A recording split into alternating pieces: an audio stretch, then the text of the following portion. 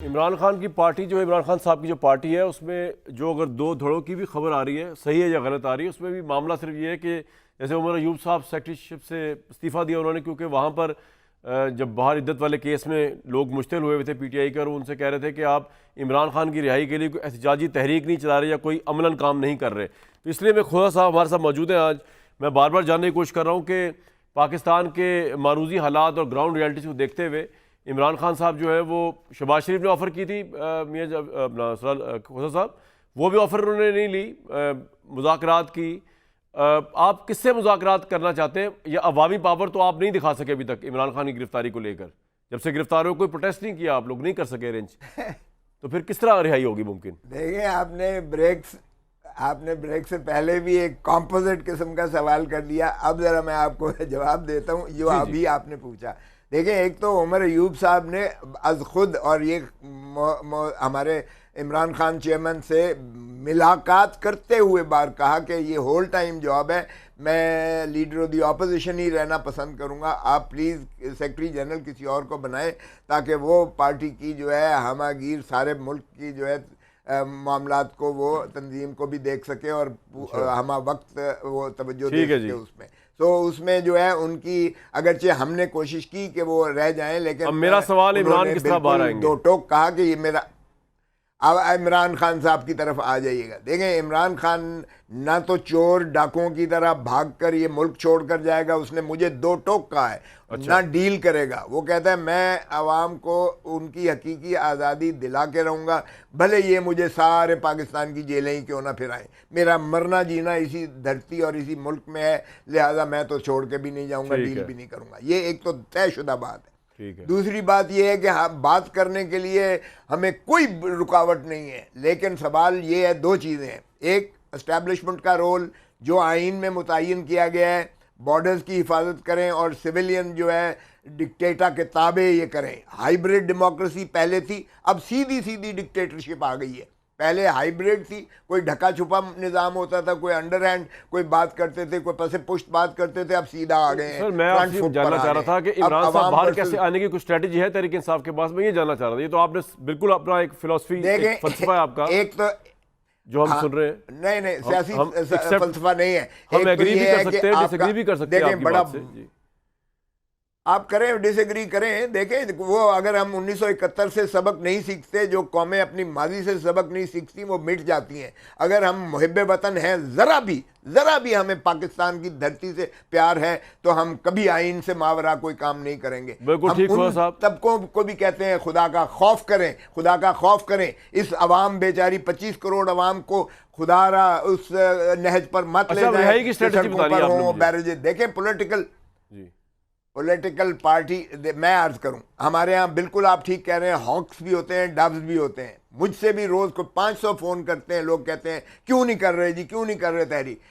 हमारी कमेटी बनी है 3 रुकनी, जिस पर मैं हूँ, मेरे साथ वकास अकरम है और बुटर है, अली बुटर है। हमारी 3 पंजाब के लिए कमेटी बनी है कि हम पंजाब को जो है ना सिर्फ उनकी तंजीमी ढांचे को देखेंगे बल्कि मुतहर्रिक करेंगे, और जिस वक्त खान साहब कॉल देंगे आप देखेंगे कि इंशाअल्लाह हमारे जो है कारकुन भी होंगे, लेकिन कारकुनों के साथ अवाम और उनका जो मुख्तलिफ तबकात हैं वो भी साथ इंशाअल्लाह शामिल होंगे। और ये अनकरीब इसलिए हो रहा है क्योंकि आप देखें, डॉक्टर्स एहतजाज कुना है, टीचर्स एहतजाज कुना है, लेकिन आपका एहतजाज का प्लान जो है ये मौलाना फजल रहमान वगैरह के साथ बनने जा रहा है, क्योंकि मौलाना फजल रहमान तो मेरा नहीं ख्याल के एहतजाज में आएंगे, मैं आपको अभी से बता दूं, और आप भी जानते ही हैं उनकी सियासत को।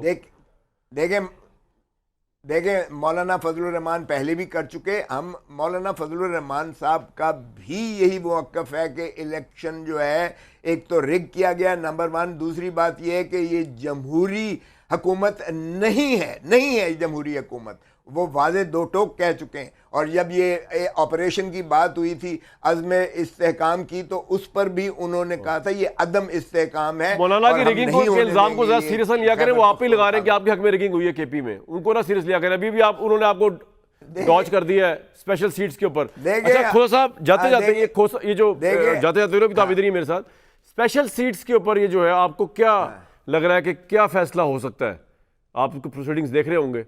मेरे ख्याल में अगर अगर तो चीफ जस्टिस काजी फाइज ईसा साहब अलहदा हो जाएं तो सारे एक ही तरफ हैं। ये पाकिस्तान की बका का मसला है, ये जमहूरियत का मसला है, ये आइन का मसला है, खुदारा 25 करोड़ अवाम की ज़िंदगी और मौत का मसला है। इसको मुल्क को चलने दें, रहम करें इस पर। और जहाँ तक ताल्लुक़ है, मैं आपको आज कामरान बता देता हूँ, मखसूस नशिस्तें पाकिस्तान तहरीक इंसाफ को मिले ही मिलेंगी, चाहे वो 10-3 की रेशो से हो या 13-0 की रेशो से हो। ये मैं आपको बता दूं। जजेस को आपने देख लिया है, जो कुछ ऑब्जर्वेशंस आ रही हैं, जो कमेंट्स आ रहे हैं, 10 तो बड़ा वाजे हैं, 10 जज साहिबान, और सभी के वोट बराबर है। चीफ जस्टिस को कोई सुपरमेसी या प्रेमेसी नहीं है उन पर, और वो भी चीफ जस्टिस को बचा के वो इलेक्शन कमीशन पर डाल रहे हैं कि इलेक्शन कमीशन तुमने तशरीह गलत की सुप्रीम कोर्ट के फैसले की। हालांकि मैंने जब ये इन्होंने बल्ले का निशान का फैसला किया तो मैंने काजी फाइज ईसा, चीफ जस्टिस काजी फाइज ईसा साहब को मुंह पर कहा था कि जनाब हम तो लेवल प्लेइंग फील्ड लेने आए थे, आपने तो फील्ड ही मसला तो ये आप लोग कोई केस सही तरह लड़ ही नहीं सके, खींची। और आपने जिस पार्टी को ज्वाइन किया, मतलब आपको भी पूरे जहान में सुन्नी थात कौंसिल मिली थी। जब इलेक्शन कमीशन ने मिस इंटरप्रेट किया चीफ जस्टिस के फैसले को, आपको उस वक्त चैलेंज कर देना चाहिए था। फिर सुन्नी थात कौंसिल जिसका सरबराह खुद जो है वो आजाद हैसियत में आए, और जिनकी कोई लिस्ट मौजूद नहीं है, मतलब आपने तो अपने लिए खुद सामान पैदा किया ना बर्बादी का। और कामरान, उससे क्या फर्क पड़ता है? अगर चलो मेरी राय थी कि अच्छा, अब एक बात बताओ, फर्क क्या पड़ रहा है? ना हो सकती है खुदा साहब, मैं एक बात बताऊं आपको, आप देखें मेरी अर्ज सुन लें। अब आपसे सवाल एक और है पंजाब को लेके। हाँ। आप आर्मी चीफ को जो चाहे कह लें, आप चीफ जस्टिस को जो चाहे कह लें, जिसको जो चाहे कह लें, हो क्या रहा है? हो ये रहा है कि आपकी पार्टी के पास इस वक्त लीडर कोई नहीं है, लीडरशिप का सिवियर बहरान है आपकी पार्टी के अंदर। आप नाम माने धड़े हो चुके हैं। हम समझते हैं कि इमरान खान साहब उनको यूनाइट करने के लिए कल बुलाया गया है।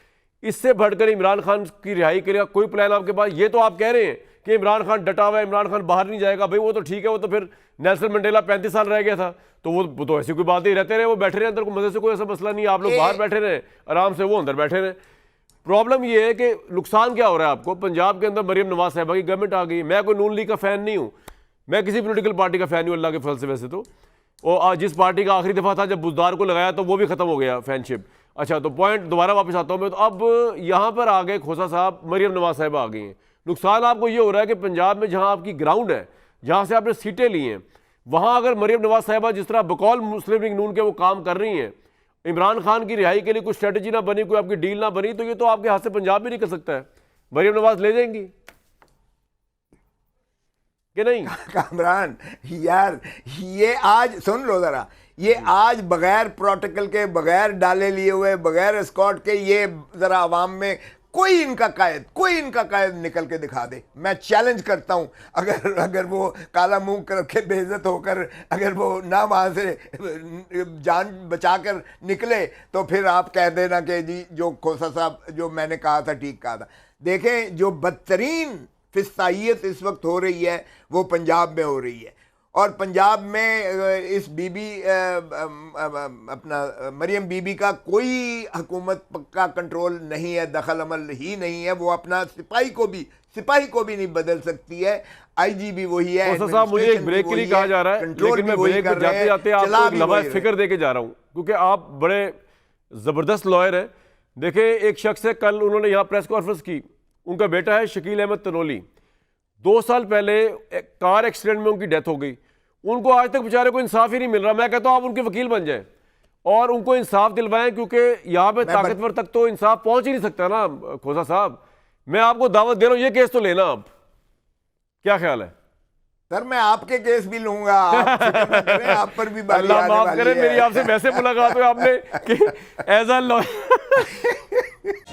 तहरीक इंसाफ के जो मेरे भाई हैं, बिल्कुल वो जो चाहे कह सकते हैं, वो इदारों के ऊपर बात करें, अदालतों पे बात करें, आर्मी चीफ पे बात करें, लेकिन इससे उनका मसला हल नहीं होगा मेरी नाकिस राय में। उससे इमरान खान साहब की रिहाई नहीं होगी, उससे इमरान खान साहब बाहर नहीं आएंगे। या तो आप आवाम की पावर दिखाएं जो आप ऑर्गेनाइज आज तक नहीं कर सके, या फिर कुछ ना कुछ तो करना पड़ेगा ना। इस तरह थोड़ी होता है, रियल पॉलिटिक्स में काम चल रहा है, ये कोई आइडियलिज्म या यूटोपिया के अंदर पाकिस्तानी पॉलिटिक्स नहीं चल रही, या दुनिया की कोई भी पॉलिटिक्स। मुझे दीजिए कल तक इजाज़त।